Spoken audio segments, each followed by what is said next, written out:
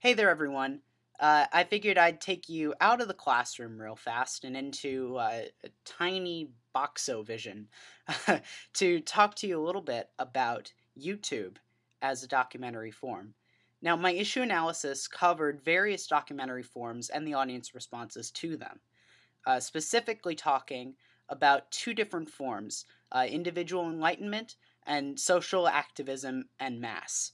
The first one was really headed by Jill Godmelo, talking about the improvement of yourself or your self image through the observation of others. And I found support for this through Hirschhorn and through Bourdon, talking about reality television, but talking about it in the negative. What you see is not necessarily what you should follow. Uh, to the other side, I look to social activism, especially through Zimmerman and through Greenwald, talking about arranging the masses, getting them together, and organized towards social activism. This was most effective with controversial topics, and I really pulled Greenwald's quote from the very end of his film Iraq for Sale: "You can do something. Take the DVD, organize a screening, and change the world." Now, my problem with both of these approaches to traditional documentary is that they're very unidirectional. Once the film is packaged up, it's shipped out, and there's no real way for the audience to get back in contact with the filmmaker, nor is there an easy way to connect with each other unless the film is shown at, per se, a film festival or at one of Greenwald's private screenings. So the way around this is YouTube. YouTube breaks down the borders between filmmakers and audience members, and between audience members themselves. It allows filmmakers to post their videos to a universally accessible website, which then viewers can come in, watch the videos, and comment on them, whether through text or through video, both of which are linked directly to the web page. Also, for other viewers, they're able to come in, hear what's been said, and to add their own voices to the conversation. For filmmakers, they're getting valuable information on how their audiences are perceiving the content. They can comment directly into those conversation chains, or they can post notes on top of their videos, whether this be just a note or a correction to the video, as we'll see in one of my examples. For my contribution, I hope to take two major approaches. First of all, to determine how effective YouTube is as a documentary form, in terms of how well it spurs audience responses to a social issue, and what makes issue-centric YouTube content successful, in terms of what can video producers do in order to create a successful video that deals with social issues. To this point, I have two major claims. First of all, that issue-centric videos are capable of sparking rational conversation. This I found through some really involved arguments in the comment sections of these videos, as well as voting opportunities and sharing. To the other point, to what makes the most successful YouTube content, I found that a video needed to fit into YouTube's paradigm. It needed to be entertaining, informative or argumentative, usually argumentative, and it needed to be concise. For my case study, I decided to focus on 3 videos from the YouTube coverage of Perry v. Schwarzenegger from January 2010. This was the trial which challenged Proposition 8, which put into the California state constitution a legal limitation on marriage to being only between a man and a woman.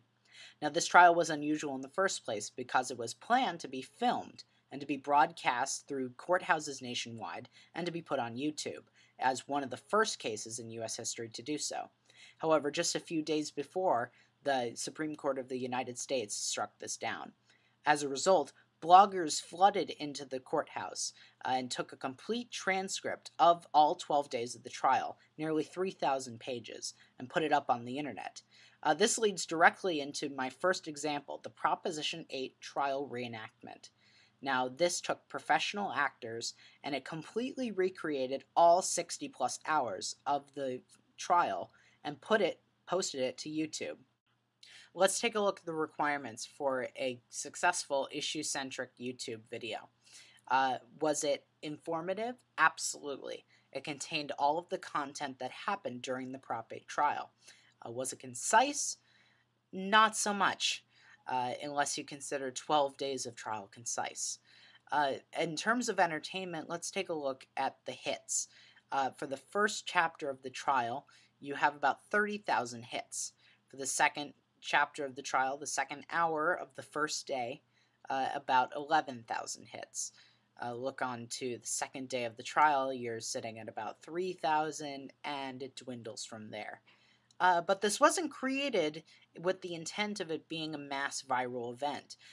This was created more as a historical document, so acknowledges John Ainsworth, one of the executive producers of the project. The other two videos I chose are more entertainment based, which tends to be more successful in the YouTube viral video environment. The first one is Hit Record's You Can't Turn the Lights Off, which you can see a picture of on your handouts.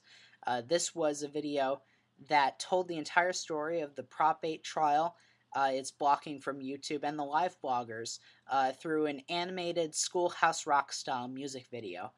This was incredibly entertaining.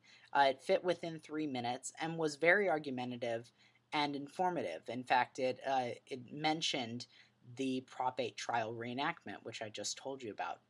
The other video I wanted to focus on is user-generated content, just proving that it doesn't need to be these highly polished professional productions. This was created by Sean Chapin1, and it is a video of him responding to an argument by the trial defense attorney on day 3 about how gay and lesbian people are not discriminated against following the success of Brokeback Mountain. And he lists off a list of 40 reasons why people are still being discriminated against. It is entertaining because people are engaged with him and engaged with the content of what he is saying, incredibly informative as well, and fits within the 10-minute time limit that is afforded to non-professional productions. So why even focus on this? And what's coming for the future? Well, traditional organizations and media networks have noticed that YouTube is where people go for their information and for their entertainment, and so have started acting accordingly, cross-posting their information, which not only gains them wider exposure, but it also opens up the breadth of information on YouTube, thus adding to the conversations when we look at these social issues. In terms of the future, I'm kind of looking forward to a documentary created for YouTube. I think that if it follows those 3 major guidelines of being entertaining, informative, and especially concise, it will be successful. Thank you very much.